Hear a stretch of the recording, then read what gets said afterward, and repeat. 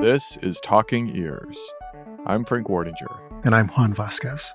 Our last speaker of the Updates in Music Audiology workshop at this year's NHCA conference is from Benj Kanters, and he talks about tools for teaching awareness from the intersection of music, audio, and audiology. I am super excited to be sharing Benj's talk.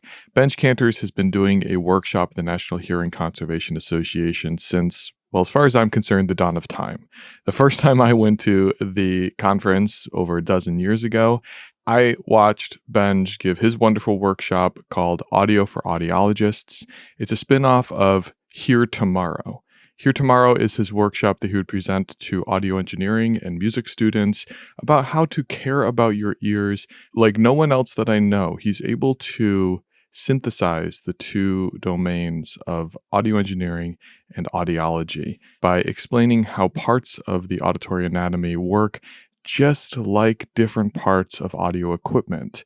What always stuck out to me the many times that I saw him speak was how relatable and how intuitive his approach was. For most audiologists, it was a very fresh approach of how to think about audio and how to think about sound. Juan, were you ever able to attend one of his live workshop at the NHCA meetings? I did, I think, at my very first NHCA. Every time I hear him talk, it's him combining science and philosophy and the auditory system all together. And his excitement is just so contagious. I feel renewed every time I hear him speak. Absolutely. And when we were putting together the workshop, Benj informed me that he was going to be a little bit late in the morning due to some travel complications. So we put his talk at the very, very end. He took it upon himself to take into account what everybody else was speaking about that day and specially design his talk to be literally the caboose, the last wrap-up of the entire workshop. I mention this because we've released several episodes now of wonderful speakers. I mean, we have Brian Fliger, Colleen Laprelle, Michael Santucci, Heather Maliuk, Laura Sinnott, Shannon Switzer, even yourself, Juan, including the panel discussion. And all of this preceded what Benj is about to say. So if this is your first episode listening to the NHCA wrap-up or listening to Talking Ears, first of all, welcome. It's nice to have you here. If you take energy away from this talk, I encourage you to go back and listen to those other talks that preceded it. It's kind of like you're about to listen to the finale of a season of critically acclaimed TV that you didn't know that you needed to watch the rest of the show to fully enjoy. I think everyone left that meeting, that workshop that day, feeling smarter, feeling more inspired, something that Benj does a beautiful job at. That's exactly correct. I mean, look at us. He's inspired both of us, Juan and I, to come back to NHCA every year. That's the power of energy, folks. So, I will now present to you the final episode of the NHCA Music Audiology Workshop Wrap-Up, Mr. Benj Kanters.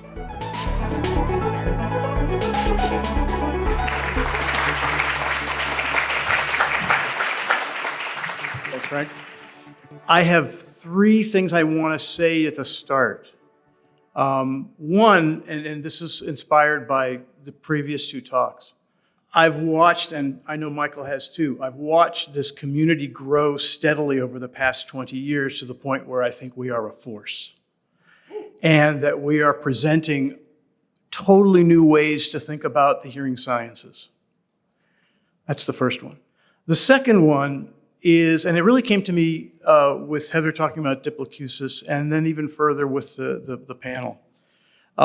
We are dealing with a multi-dimensional phenomenon when we talk about hearing.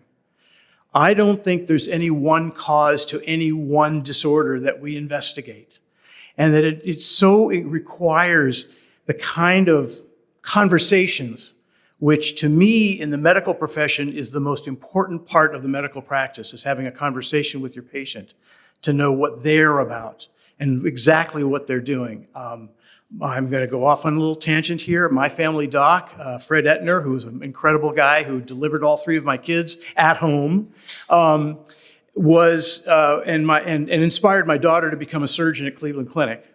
And she interviewed him when she was in high school, and he said this. He said, you know, you have to listen to your patient, because if you listen to them, you'll get the diagnosis. And if you keep listening, you'll get the treatment, right? It's about a conversation. And the third, thank you. Because there's no one way to look at it. I learned that from Neil Cherian when I started suffering tinnitus. And I'm telling him, and we had a conversation. He says, it's in your neck. I said, what do you mean it's in my neck? He says, put your hand on my forehead and push. And the tinnitus just shot up in volume. He goes, it's in your neck.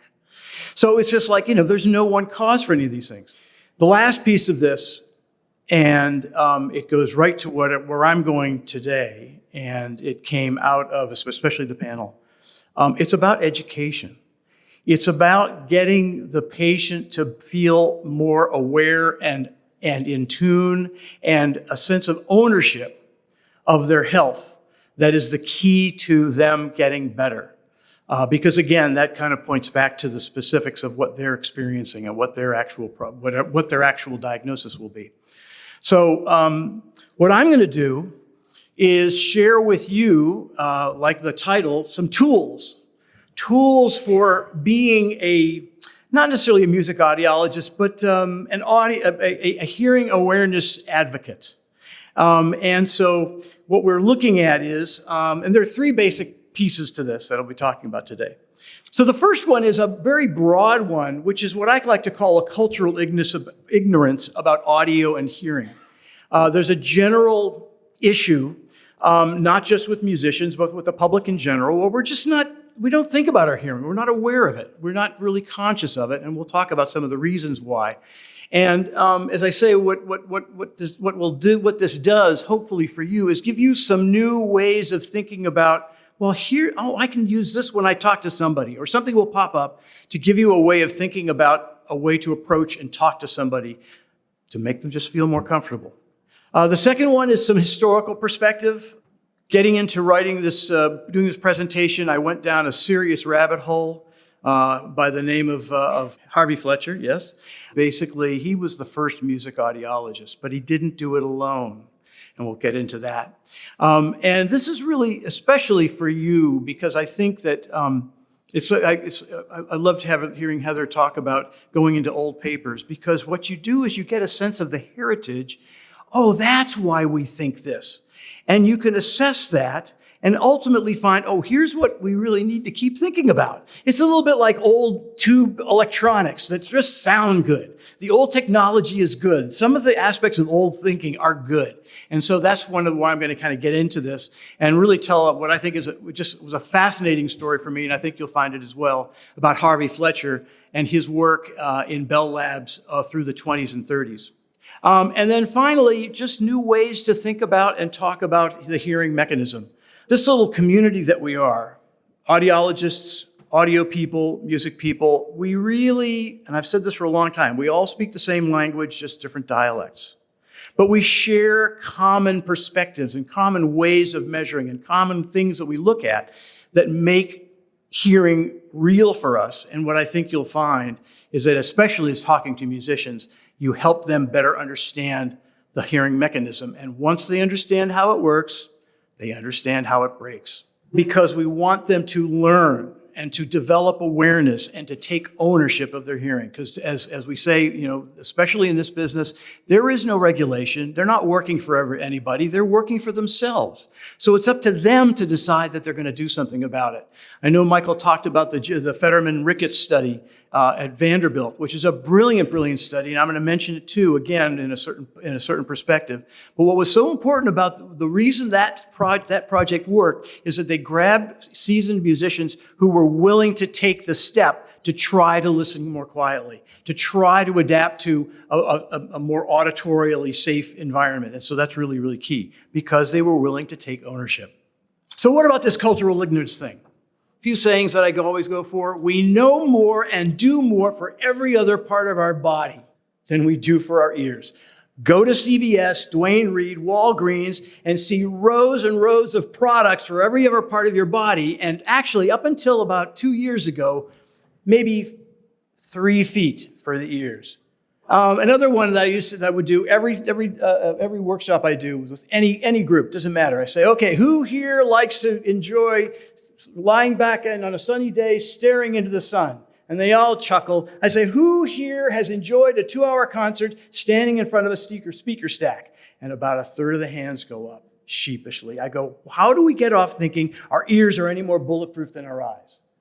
This is the cultural ignorance that we have. We just carry it because we don't think about it. We have seatbelts, we have helmets, we have air pillow insoles, but what about plugs? Now, I will say this, just as I've seen this audience, this cohort of us, music audiologists and musically aware hearing people, has grown over the past 20 years, I definitely see a trend in the general public and certainly in musicians where they are aware. And we do have more and more resources that more and more people are finding out about to actually take care of their hearing. We're a very visual society. Why? Because Gutenberg got a 400-year jump on Edison, right? The print just dominated. There's a wonderful author, actually, he's actually a recording engineer and an advertising guy. His name is Tony Schwartz, and he wrote this wonderful book called The Responsive Chord. And he says, well, it's even in the language. I read you loud and clear, but hearsay just wouldn't hold up in court, right? We toe the straight line, the straight end, the linear thinking, but if you're going in circles, that's just not to be trusted. It's in our language. Speaking of language, we've got plenty of visual words of description, but for audio and sound, we have uniquely three: loud, quiet, and silent. And every other word that we use to describe sound is borrowing from our other senses. It's a soft sound, it's a bright sound, it's they have a million descriptors. But the bottom line is, it's just even in our lack of language for audio and sound that we suffered this inability to feel and really understand it. I always got this from Laurie Wells, one of the first NHCAs that I came to, and she said, okay, everybody close your eyes, and I'm going to walk around the room and point to me. Okay, and then of course we see a million hands all going in parallel. It says, okay, somebody get up, and Bob, get up, and I want you to walk around and talk, and I'm going to walk around and talk, and everybody point to Bob with your right left hand and point to me, and all these pairs of hands. She goes, okay, now try to do that with your eyes. I mean, we just don't think about the fact that our ears, our auditory system is capable of absorbing countless information, all at one point. The eyes must scan and look at one thing at a time. This is about the convergence of audio, music, and audiology, and I want to present where it started. And that's this guy, Harvey Fletcher, who we unfortunately only think of Fletcher when we say Fletcher-Munson curves. Well, you will be amazed to hear the story, and I'll try to keep this as succinct as possible so I don't run out of time. But Harvey Fletcher, son of a pioneer, his dad literally walked beside a covered wagon from Missouri to Utah. I mean, it's pretty basic stuff. And he grew up in the mountains of Utah. And in this wonderful interview that I read with him, he said, "Yeah, we used to climb the mountain. I used to enjoy standing on the mountain, and the train would go by, and I noticed how long it would take to see the whistle and then hear it. So it's this early fascination with acoustics." And he goes on and he becomes a wonderful math and physics student at Brigham Young High School and Brigham Young University, literally goes to the University of Chicago without ever applying and talks his way in, and later becomes the first summa cum laude PhD, the first at University of Chicago. He was always interested in communication, and he knew about Western Electric and was curious about them, and they knew about him, and they eventually headhunted him and hired him, as you can see, in 1916. So we're looking at getting hired toward in the middle of World War I. I'm going to read a piece from this interview. During World War I, he got involved in developing underwater microphones. But when the war was over, they said they wanted him to work on the telephone system. He was working for Western Electric, which later became Bell Labs. And so they gave him sort of the charge of, well, we want you to come up with an agenda. And so here's what he had to say. It was all about studying the voice and how it's related to the design of the microphone, studying hearing and how it's related to the reception system, and what goes on in the line, and how can you measure the value of it in terms of how well people understand each other. So he was the first person who said, we have to figure out how to measure this stuff. And so he came up with this program. He said part one of the program was to try, along with making these studies, to make a telephone system so that you couldn't tell the difference whether you were talking 6 feet apart or whether you're talking with the instrument in your ear. So he was really looking for accuracy in audio. And then that was objective one. The second objective was to make a set that you could project through a loudspeaker so that you couldn't tell the difference whether it was a person speaking on a stage or whether you were getting it through a loudspeaker. So he was clearly interested in transmitting sound from one place to another, both on sort of an intimate level and sort of a larger scale level, basically small scale and large scale sound systems. And this is all in the 20s now. This is all we're talking about the 20s here. So he's studying speech and hearing, and by the end of the 20s, he produces this what is now I understand to be a highly regarded piece on the mechanics of hearing and speech. In that time of the 20s was also the development of the Audion tube, and so all of a sudden audio could go electric, and he was the first to develop an audiometer that you could calibrate with electrical audio and his interest in transmitting sound. He worked on developing microphones, higher quality microphones. He didn't specifically develop it, but it was in his team where the first condenser microphone was developed.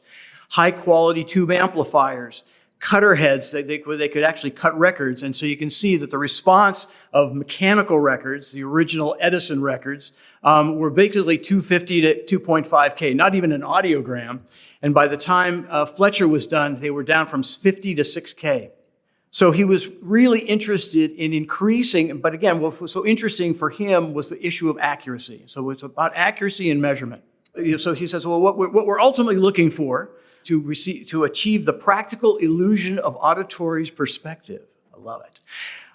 Frequency response, that of an ear, and dynamic response, that of the ear, basically. And so we realized that was the goal, and we were far from that at the time in the mid-20s. So here we have to bring in the other part of the important part of this puzzle, which is Leopold Stokowski of the Philadelphia Orchestra. Leopold Stokowski was, to this day, well known, highly regarded, one of the best orchestras in the world, and apparently he was quite an egotist and was very, very exacting in terms of the quality that he demanded, and was reading that when he was making these original mechanical recordings, he was disgusted with them. He couldn't stand them. And so it's interesting that when I was researching this development of this relationship between Stokowski and Fletcher, they clearly knew that they needed each other. You know, that Stokowski offered a pair of ears, an aesthetic guide, and that Stokowski realized that Fletcher offered a technical ally. And so the first thing they did was to determine how do we, like the telephone system, which is basically a wire-based communication system, how can we transmit by wire the best sounding audio? And they originally came up with this idea of a curtain of sound. So what if we just have a whole curtain of sound of microphones and a curtain of speakers? And they experimented with this. And what's interesting is, what did they end up? They ended up with left, center, right. They realized that they could do everything they needed in 3 channels. And so they did what is a famous presentation of the Philadelphia Orchestra with 3 microphones, 3 high-quality telephone lines to Constitution Hall in D.C., where Stokowski was managing the audio playback through 3 speakers. And so this was the first time that sound was being actually transmitted in high quality. What's interesting is at the same time, on the other side of the pond, a guy named Alan Blumlein was experimenting in stereo with no other than Sir Thomas Beecham and the London Philharmonic, working at Abbey Road Studios for EMI Records. I mean, it's really interesting to see the kernel, the beginnings of the modern audio industry and the modern recording industry and the modern studio industry. Not least of which was the first binaural presentation, which Fletcher did at the 33 World's Fair, featuring the very first Kemar, otherwise known as Oscar. And so they had Oscar, behind this glass door, and a man would walk around Oscar, and people were wearing headphones, and they were experiencing binaural for the first. Well, it's not for the first time. There are other stories that go further than that, but this was a really interesting one because this was all a part of what Fletcher was given license to do as a scientist at Bell Labs, which I could go off on another direction to talk about Bell Labs. So we're in the 30s now. And now he's still thinking about hearing. There's an interesting quote for this. It occurred to me that we had a good measure of pitch, we knew how to measure frequency, and we knew how to measure amplitude and intensity. But to talk about loudness and then have forte and double forte and pianissimo, that's about all we know. So why can't we do this on a scale? And that's what prompted this. But when asked, well, what prompted it, he goes, I don't know, we were just curious. So that's the real story behind the Fletcher-Bunsen curves. Then, continuing with Stokowski, they developed this with these high-quality amplifiers and speakers. They basically reproduced the Constitutional Hall event live at the Hollywood Bowl with 3 speakers and amplifiers. And so the first concert PA system and psychoacoustics. All this is going on in the 30s. When he realizes something is happening when frequencies start interacting with one another when they get too close. And so he'll develop this whole idea of critical bands, which we work with today and learn about and talk about in psychoacoustics. And this is where it got his beginnings, was with Harvey Fletcher's work. Then to take the recording process up one more level, high fidelity playback. They developed a technique using optical tracks. We're talking about the 30s. We don't really have high-quality magnetic recording here at least here in the States. That didn't happen until after World War II. So what high-quality system we had? We had literally audio film. It was an optical soundtrack, 4 optical soundtracks on 35 millimeter film. And so what they did was 3 tracks are for your left, center, right. Frequency response was fine, but dynamic range was limited. It was only about 50 dB of dynamic range in the optical track. So the 4th track was a dynamic control track. And so when they actually recorded the actual dynamic and then used what we call a compression circuit to the audio tracks so that when they play back, they reverse the signal from the control track and they recover the original dynamic range of the performance. And this was presented at the 1939 New York and San Francisco World's Fairs as a presentation to the public. And of course, being the audiologist that he was, he offered free audiograms. And the result was 500,000 audiograms into a database at Bell Labs. They actually remastered some of these recordings, some of these 3-track recordings, and they were released in 1979. I'll just see if I can play a little bit.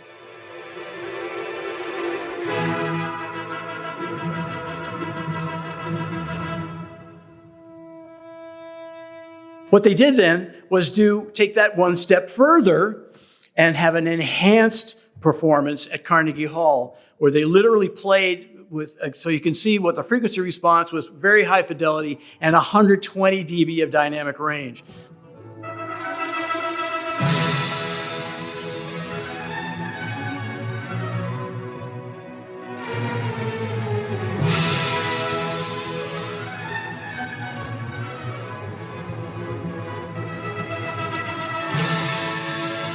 The best part of this was the reaction of the New York Times the following day, basically saying, the loudest sounds ever created crashed and echoed through the venerable Carnegie Hall last night, as a specially invited audience listened spellbound and at times not a bit terrified.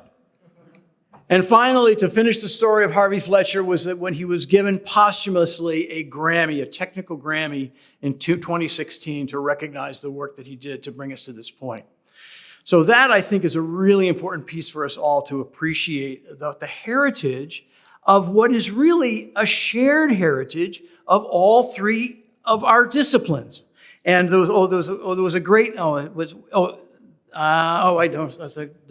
a great, there it is right there. A notoriously impassioned conductor with unkempt hair and the straight-laced acoustician with an eye for the smallest of details. What an incredible alliance. But I think it speaks exactly to the kind of diversity of thinking that goes into what we all must do to realize that this is a very, I'll say it again, multidimensional phenomenon. truly multidimensional, which I'll get into in the next chunk, as well as multidimensional just from a psychological standpoint. So let's talk about the disciplines briefly. Musicians and audio engineers are sound artists. Whether you are creating the sound or crafting the sound, you are an artist. We use our objective knowledge to craft with the tools of our work. And so we have give credit to Dan Levitin to talk about musicians and audio engineers as expert listeners. And from a conference I attended some time ago, the term auditory motor athlete. What a wonderful term to talk about musicians and for that, certainly musicians. But the point being, musicians are listening experts. They have achieved that 10,000 hour, that phenomenon, the 10,000 hours of experience because they are trained. They're like any athlete that can do things that the normal street person can't do. They can hear things that the normal street person can't hear because of the extent to which they have experienced and worked with listening. The next piece of this is that we are all three of us are our groups. We are comfortable graphing sound. We are comfortable with, in essence, it's the only way that we can visualize this stuff that is basically odorless, colorless, tasteless. So how do you know what it is? Well, look at the graph. And so what are we graphing? We are graphing the three basic food groups of our world: energy, frequency, and time. Everything we do is based on some combination of those three, and sometimes all three. What is a musical score but addressing all three dimensions? In audio, we achieved this only in the late 70s, early 80s. An audio engineer by the name of Richard Heiser, I call him the Einstein of audio, where he showed us how we can look at time, energy, and frequency in a single graph. And what you're looking at here is reverb. And the blue lines indicate where the resonances in the room are. So it's a really totally revealing system. But the bottom line is it addresses the fact that we in these three industries are comfortable with visualizing what sound really is by being able to measure it in those three domains. We have our own language for it. Again, all different words. I'm not going to go into it. You can just see them, and they're in the handouts. By the way, something that's really important if you're going to be doing a presentation: swag. Have some swag. I have examples of my swag on the back table there. Got my handouts, I got my little booklets, got some earplugs. I'll talk about earplugs in a minute. But the point is to give them a little something, because then they're going to be a little more engaged. They're going to be a little more willing to listen to you. So how sensitive? Here's what I wanted to talk about, the Fetterman-Ricketts study, where in the first sample, as Michael said, I believe he said, they were given in 3 different sessions an opportunity to set volume on wedges and set volume on in-ear monitors, and it was within a freaking dB. This is how loud I listen. It's the guitars to say, this is how loud I play. No, I can't turn down. That isn't me playing. And so the point is that musicians, and I will say audio engineers as well, audio engineers learn how to hear a 1/4 dB step on an equalizer. We train ourselves to do that, become comfortable with it, especially mastering engineers they are truly the masters of the audio business. But the bottom line is that is how acutely we are aware of both frequency and time and amplitude. So it's an aural sensitivity coupled with a technical knowledge and a curiosity. And what becomes obvious is their livelihoods depend on it. Thinking about physiology as the word I came up with when I was taking a hearing physiology class with John Siegel at Northwestern, and he would say something, and I literally had audio Tourette's. I said, "Oh my God, that can't be." It's like, really? And so I said, "This is audio biology. I'm hearing I'm in a biology class that's talking in terms that I already understand." And so this is a really big piece of what's going on. We're talking about an organic sound system. One of the first principles that I think becomes really important, and you may or may not be able to take advantage of this, but it's a term that I like to use, rather than vibration, which is this thing, it's displacement. Displacement is a very clear and steady back and forth movement. All aspects of audio and sound can be described in terms of displacement, whether it's acoustic energy, electrical energy, magnetic energy, mechanical energy, or in the cochlea, hydraulic energy. It's a back and forth movement that's being captured and maintained through the entire system. So we're talking about the outer ear. We talk about the physiology of the outer ear, and here is probably a EQ curve that you know really well, done by Shaw in a really relatively late 1974, where we actually looked at what the frequency response of the outer ear is. And to say, well, that's a freaking equalizer that I would never even put on an audio system. And so again, when especially if you're talking to audio engineers, and I will say this, most musicians are learning more and more audio. Audio has become as an important a venue for the musician as the stage. And so many of them already have learned a lot of this stuff, and you can present it in these terms. And so the outer ear is just a big freaking equalizer. The middle ear has two important functions, right? Impedance matching. When I heard that, I'm going, yeah. And my classmates who are all speech therapy undergrads are going, what's impedance? And I'm going, it's a transformer. Okay, and so the point is, in order to match the impedance of the air to the impedance of the fluid, you need a transformer, and that's what the ossicular chain does. We have transformers, and of course there's the acoustic reflex, which is incredibly, albeit ancient and somewhat slow and somewhat frequency limited, but nevertheless, it's a compressor. Right? Oh, so we have the transformer, there's an audio transformer, and there's an audio compressor. I mean, we have the electrical equivalents of everything that you find in the hearing system.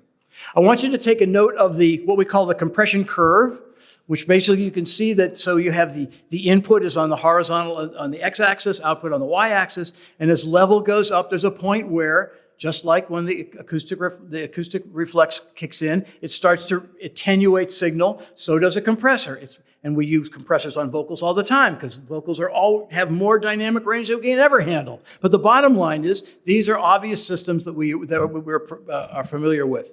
A little sidestep is to understand all the different kinds of dynamic processing that we have, because we're going to come back to this again. So we can see up there's the compressor that we saw. And the bottom are two I want you to take a look at. One is called an upward compressor, where you can see basically it's adding gain as things get quiet, as opposed to a downward expander where it's actually increasing the amount of signal reduction. So it's making things quieter as they get quieter. And we're going to come back to this shortly. Here's a wonderful MATLAB animation that shows the dynamic of the tympanic membrane and the stapes footplate and how the movement are basically mirroring each other. This looks just like a microphone diaphragm to me. And so we have this overall system where we're going from the acoustic environment of the outer ear to the mechanical environment of the middle ear to the stapes footplate, and now we are pushing and pulling this fluid back and forth in the inner ear. We, of course, then have the basilar membrane. What the basilar membrane is a real-time analyzer. And we see that. And we say, okay, cool. So it becomes the frequency resolution part of the ear. So when you put those two together, you have a real-time analyzer. It's resolving the frequencies present and giving you the level of those frequencies, which then takes us to the cochlear amplifier. So that was the inner hair cells. Well, what about the outer hair cells? The outer hair cells enable us to hear quiet sound. With no outer hair cells, your threshold of hearing would be about 60 dB SPL. So that means the outer hair cells are giving us 60 plus dB of gain. That's a mic pre in my world. But what's weird is if they were always giving us 60 dB of gain, then by the time we get to 60 dB SPL, we'd be at the threshold of pain. So there's something called cellular intelligence, where as the intensity increases, the amount of gain decreases. And this is what we call an upward compressor. So as things get quiet, you get more gain. And that's a pretty fascinating thing. And especially when audio engineers hear that, they go, oh my God. It's like, it's self-regulating. So the inner hair cells are the listening hair cells. The outer hair cells are the amplifying hair cells so that we can hear quiet sounds. Now, a quick one on measurement. I will say one thing. Of course, the NIOSH is cool. On the right is decibel X. In the middle is a thing called SoundPrint, which is basically a crowdsourced app. you upload the volume of a place that where you are, and there's a database. If you like quiet restaurants, they will tell you where the quiet restaurants are. It's really cool. Another cool thing about Decibel X is now has a camera function, so you can take a picture of the environment that you're measuring. They also have a dosimeter function. So you just lay it out there, and it's giving you what the dosage is. So I'm kind of a fan of the Decibel X. And then finally, here's a light meter that's really easy, and it's on a key fob. And if it's green, you're good. If it's yellow, be careful. It's red, get out. And sadly, this isn't made anymore. I don't know, so we're going to talk about that. Typical hearing loss, of course, is damage to the outer hair cells, because if you lose the inner hair cells, there's nothing. There's nothing. So what we're dealing with ultimately is what happens when we lose outer hair cells. Well, one of the first things is frequency loss. And that's the classic noise notch, which is basically a reflection of the outer ear EQ. And a quick backstory to this, one year when I went to NAMM, I had heard about the House Ear Institute, and I want to go get a tour of the House Ear Institute. And the poor secretary goes, I can't tell you. Let me see who I can get for you. And she brings out this fellow, Fred Linthicum, who was one of the founders of the place. And he tells me a story post-war. Basically, they were testing returning veterans, and they thought their testing equipment was bad because they were seeing the same dip in everybody's hearing. They thought it was the audiometers, not the hearing. So anyway, here we go. There he is. There it is. There's him. All right. But there's also dynamic loss, and this becomes a hard one for people to understand. They can understand that certain frequencies are going, but what about dynamic loss? Well, I'll give it to you. Well, the problem is, and this is what we call recruitment, basically we are losing dynamic range. And here's what happens.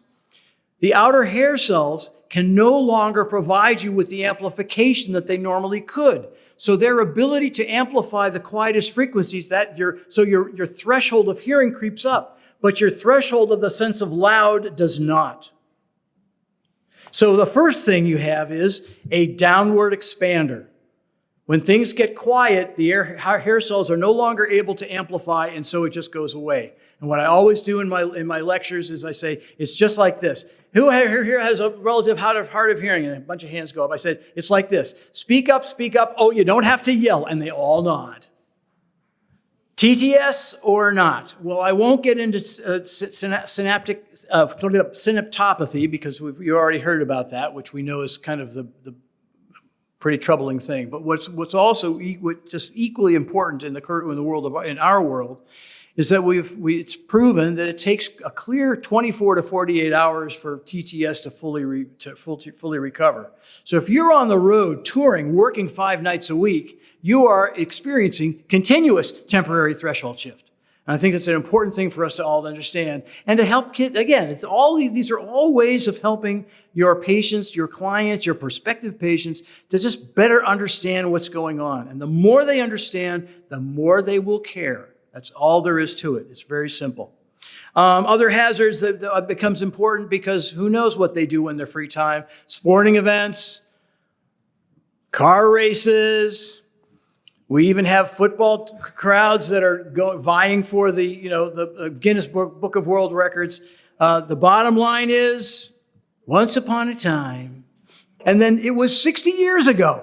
And what did it take? We now have smoke-free environments. It took 60 years. We would like to say, once upon a time, we thought this was cool. And I will just kind of go here with my son as a poster child for enjoying a concert with his earplugs. And with that, I thank you.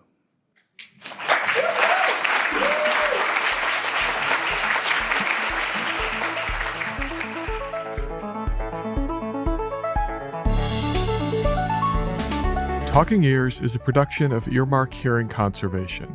The theme music is by Scott Hallam. You can find more of his music at audiodowsing.com.